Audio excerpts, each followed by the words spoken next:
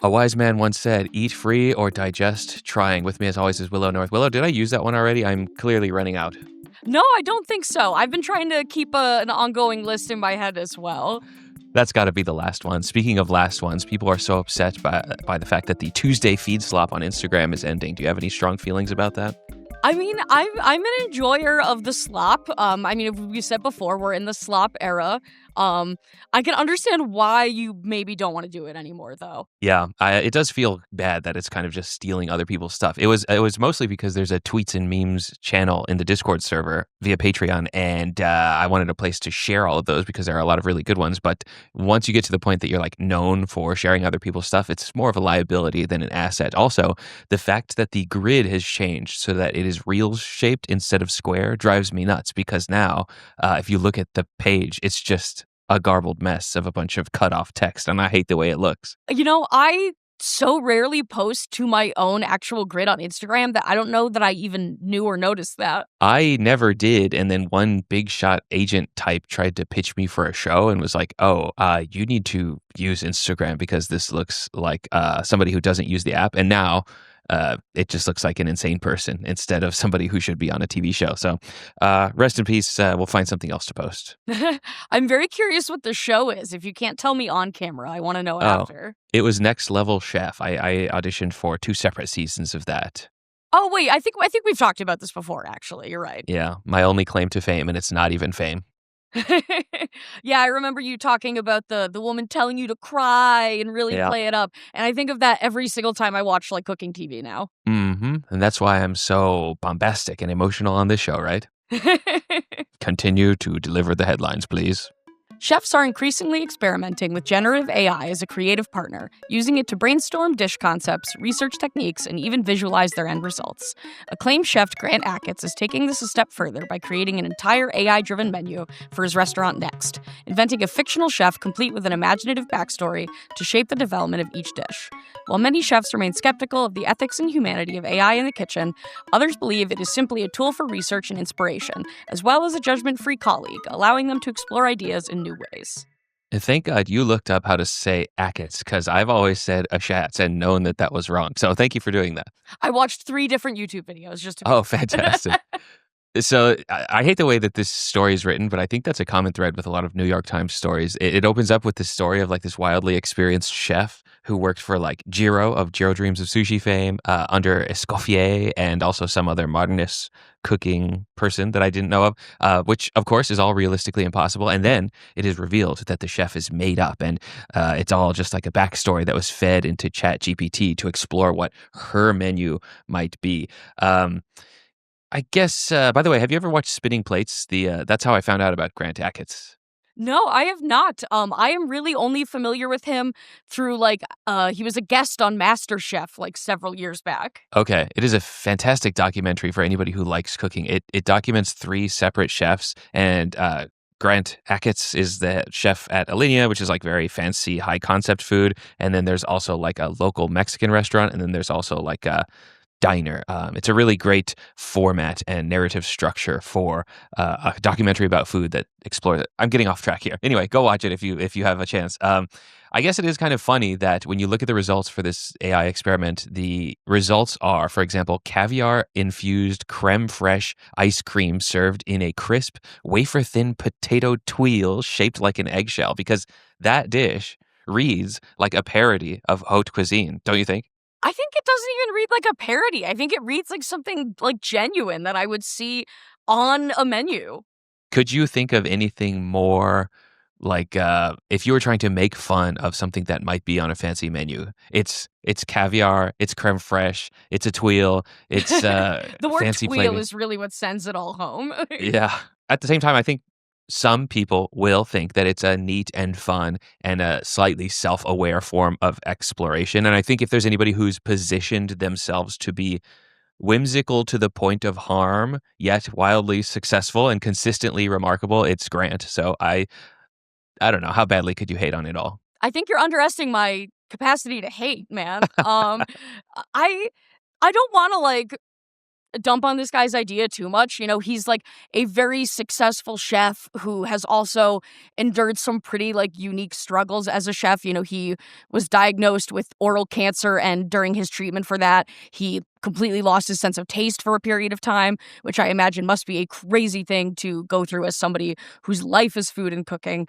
Obviously this man has the chops to back up his cooking and his decisions, but I can't help but think that if I were an acclaimed experienced chef, I might feel a little embarrassed to admit that I've been using ChatGPT for ideas for my menu.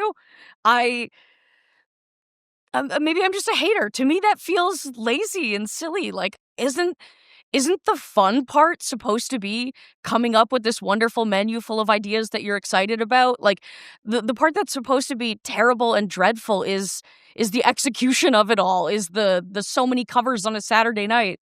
Uh, you know, this is the fun part. Like, leave AI out of the fun part. You're saying that the hard part is that you still have to cook it and execute it, and that's still true. Like, this is not doing really any of the hard work at all. I'm not, I guess, the type of person who will like stake their flag in "I hate AI" mountain, but I guess it's just because I have no principle, unwavering value to hold against it at this time. Like, I don't hate Amazon because someone told me that it's a bad company that's bad for society. I just avoid it because I think it sucks and the whole site is full of junk at high prices. Like, I don't lose sleep over the existence of LLMs, but I've never personally found a use case for it. Even when I try really hard, I recently asked it to ask me 10 questions about my priorities and preferences and then tell me which walking shoes to buy because I don't want to learn a bunch of specialist technical nonsense about shoes for a once every 5 years purchase. And it gave me like 5 choices for shoes that aren't in production anymore. So it didn't work. It also provides a bunch of like pseudo reasoning that contradicts itself. So I have zero trust. It just doesn't work for me.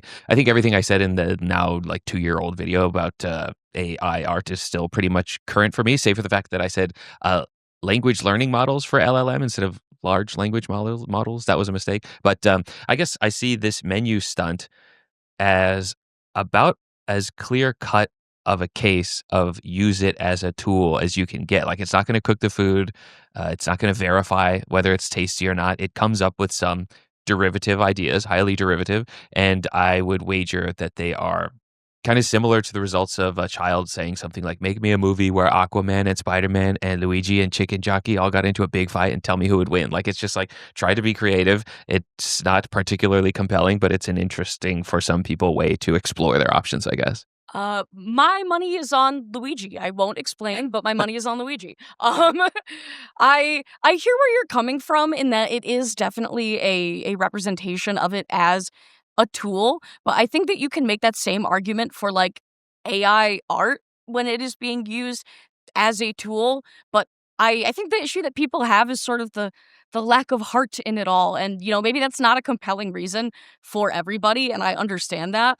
But to me, I would feel almost like maybe ripped off is a bit of an overstatement, but I would feel saddened to go out to eat and find out that like the menu for this restaurant that I was excited about is like AI slop.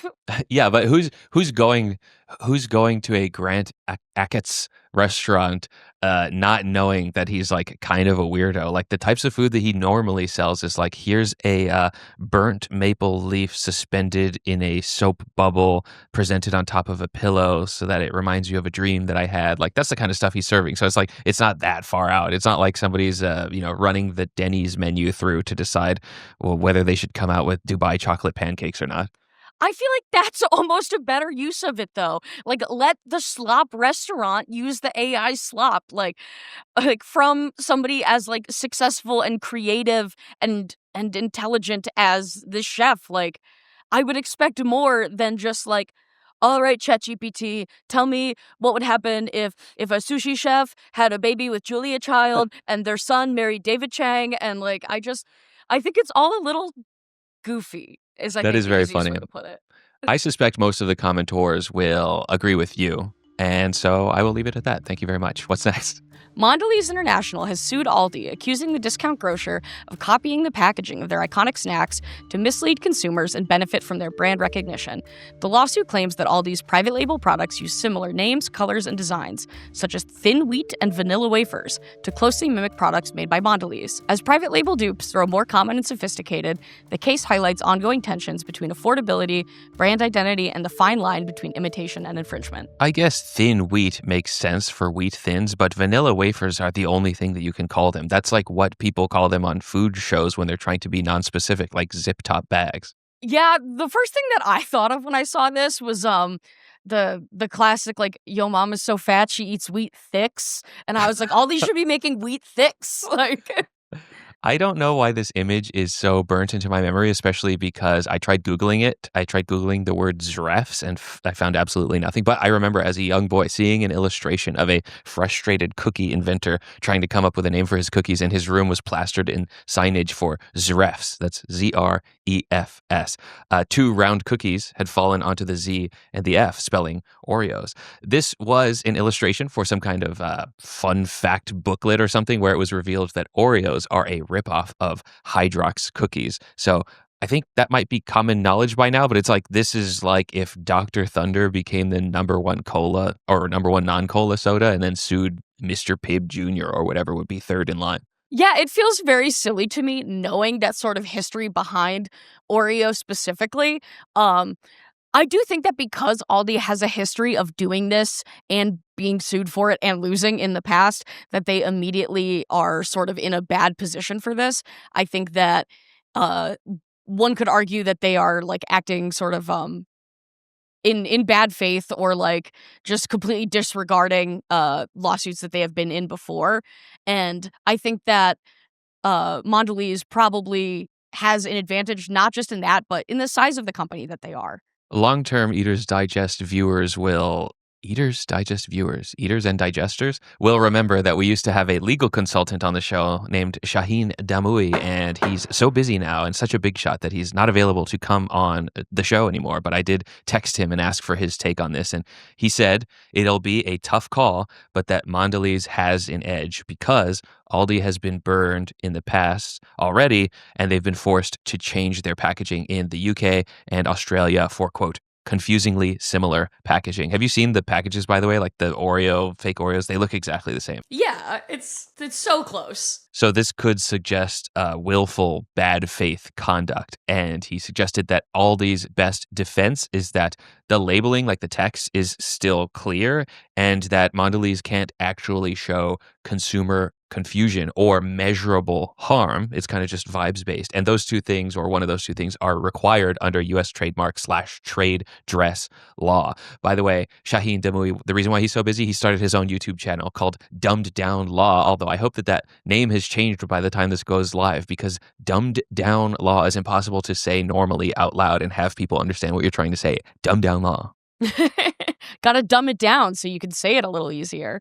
Dumbed down law. There's your free promo. Dumb it down. I think that there is a good point in that the packaging, the names on them are very clear. You know, nothing looks like it says Oreos. The rip-off Nutter Butters say like a peanut butter nut wafer cookies or something like that. You know, it's not a name that you could mix up.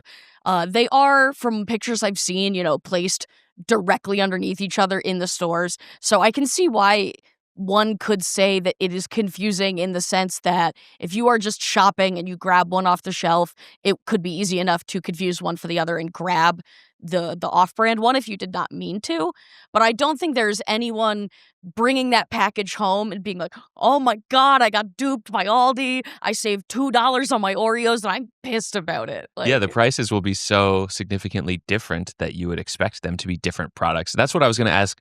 I've never been inside of an Aldi. I've heard good things, but I was wondering if they would be served alongside actual Oreos, or whether it's like a Trader Joe's scenario where everything is an in-house product. I've only been to an Aldi once, and I do remember it being like vast majority in-house products, but I did see images of these in Aldi stores directly next to each other with the existing brands. Well, Mondelez has good lawyers and a lot of money behind them and a potential slight edge. So this is likely, I think, to be just another L for Aldi, I'm afraid. A growing wave of hyper-targeted beverages like Girl Beer and Dad Strength are shaping the CPG landscape by marketing directly to specific identities and lifestyles. For consumers, this type of playful branding is funny and often relatable, but from an industry perspective, it raises concerns about reinforcing stereotypes and othering potential buyers under the guise of target demographics and inclusivity. While these products tap into niche appeal with clever designs and cultural references, they also demonstrate the potential risks brands take when identity becomes a marketing strategy rather than a meaningful connection to your customer base.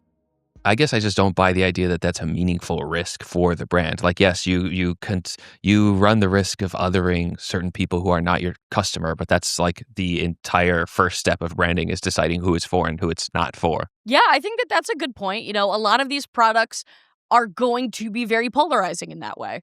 People who want them will buy them, and people who don't will not buy them or will make fun of them on their little internet podcast. Little. So there is something funny about being like 30 to 40 because it feels like I'm watching in real time my generation experience the cyclic nature of fashion and culture for the first time in real time. Like everybody who thought that only old fogies laughed at resurgences and bell bottoms or culottes who are now confounded that Jinkos are making a return.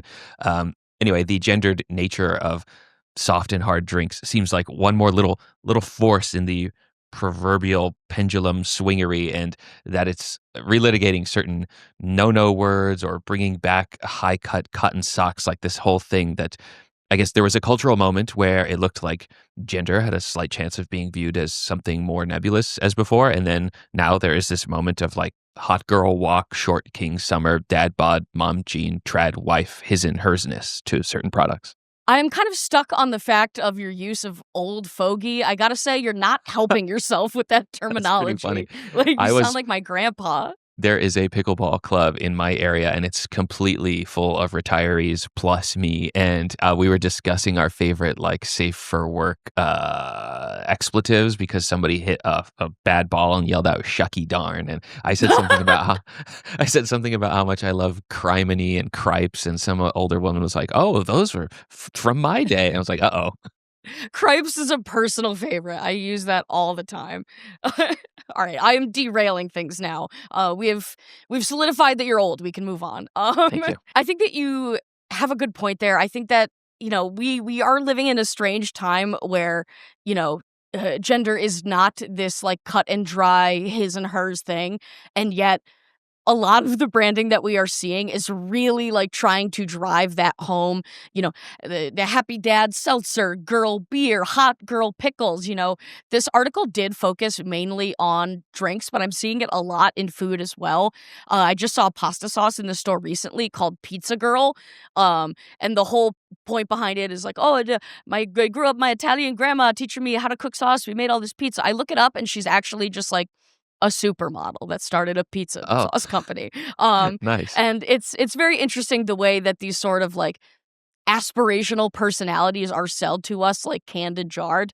I think it is the perfect physical, literal representation of like bottle and sell it as far as like a personality goes. I gotta be honest though, I would feel a bit self-conscious walking around somewhere holding a little can that said girl beer on it. Really? And maybe that is internalized misogyny. I don't know. Everybody get mad at me in the comments. I would totally be walking around drinking girl beer, but I like weird stuff like pit vipers and I don't know, just like stuff that leans into it. Like imagine a beer called sissy beer. Like that could sell well. Or even like a light lager just called piss. Like people would buy that. More excited to drink either of those, and I think it's maybe just because like I'm so sick of like the girl beer that we're talking about, not to be confused with Beer Girl, which is a different beer. These ones are sort of like fruity pineapple, yuzu, blueberry, lavender beers, which sound delicious and wonderful and frilly and girly in the eyes of a lot of people. And it's kind of just like, let me have my fruity floral beer. Do we have to drive it home even further that like I'm a delicate little flower and I can't handle a 9% IPA? Like I don't even think it's a matter of that. Like the Kelsey brothers own a beer company called Garage Beer. Are you aware of that? No. Like the idea is that it's just like cheap. I don't imagine it's actually cheap because it's a celebrity-owned direct-to-consumer product, but just like light, easy drinking beer that you can kick back at the in the garage and drink. It is really funny how so many of these brands are like, uh, it's not just like a personality, but it's a location, it's a time that you're drinking it. It's really all encompassing, and it's interesting the way that, as much as we are seeing it in food products, like I said, in drinks is really where I feel like it is sent home so heavily because a drink is more than just a drink. A drink is an It's a vibe. accessory. Well, It's a it's a vibe. vibe. A drink is an accessory. You're walking around holding it. A snack you eat, it's gone. The packaging is in the trash. A drink you're walking around holding for 20 minutes to an hour, however. It's an advertisement. It's like I'm a beer girl. It's the simplest identity branding, but it's very powerful. So I understand why these brands gravitate towards it.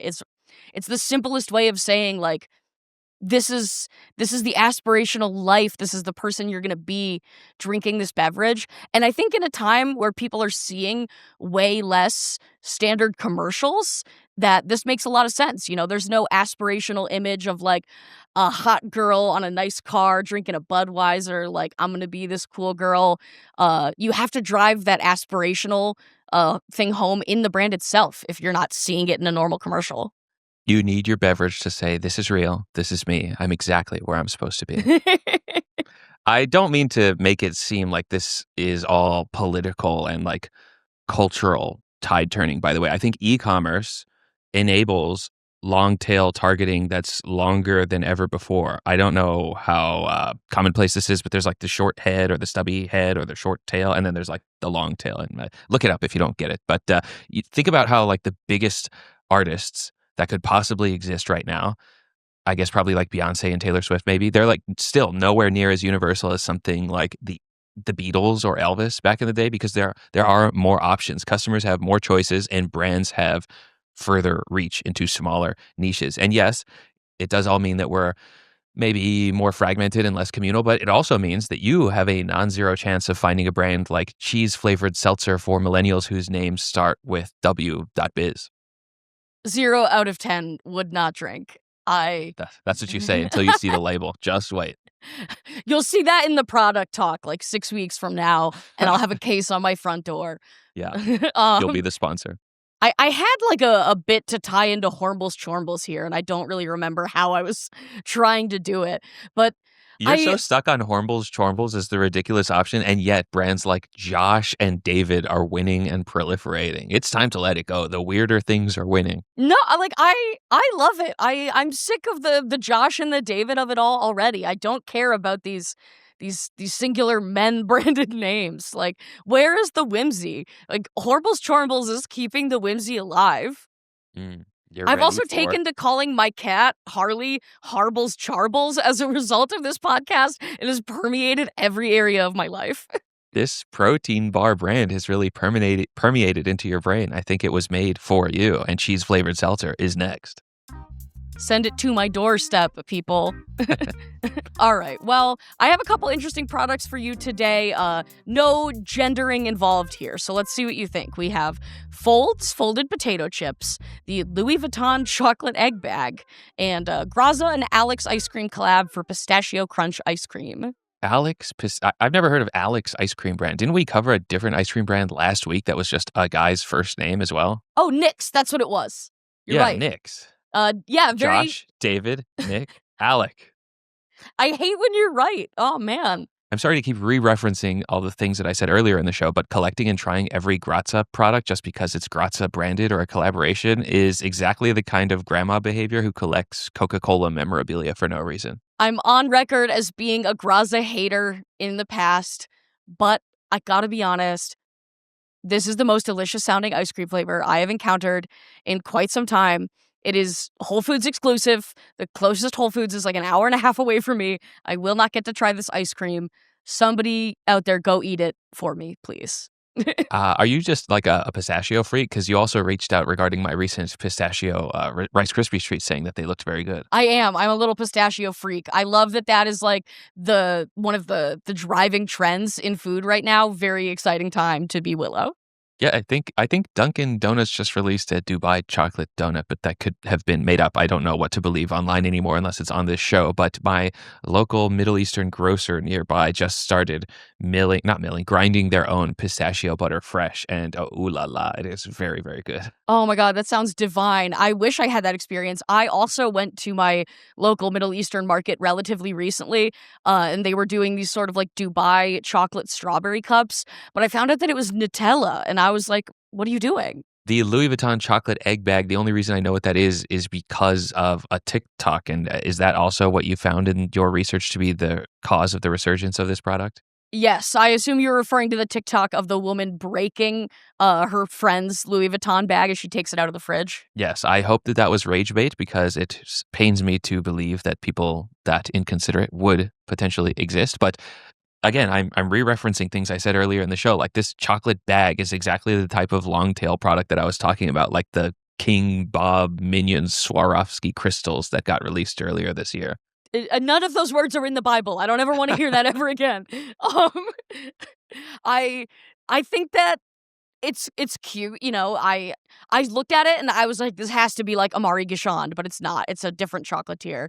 Um, and it's only available at like Louis Vuitton chocolatier locations. The only one that exists in the United States is in New York City. So And when you start saying words like Amari Gashan, you're using words that are beyond my pay grade. So that's you that's don't for know your who he tax is? He's bracket, like not mine. the chocolatier guy. I'm probably not saying his name right either. So In my eyes, um the chocolatier guy is the guy from the Lindt commercials with the cool whisk doing this romantically.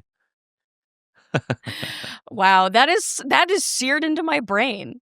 Oh The my real goodness. star of this week is the idea that folded potato chip might have finally cracked the code on how to have folded over potato chips in every chip, not extruded turtle chips, which is as close as we've come so far. Like You're my getting brain is, flustered. You're so excited. whew, I'm short circuiting just at the mere idea that this technology exists. Could it be real? Have there been any reviews? Is it launched? Is it out? Can I buy 10 bags right now?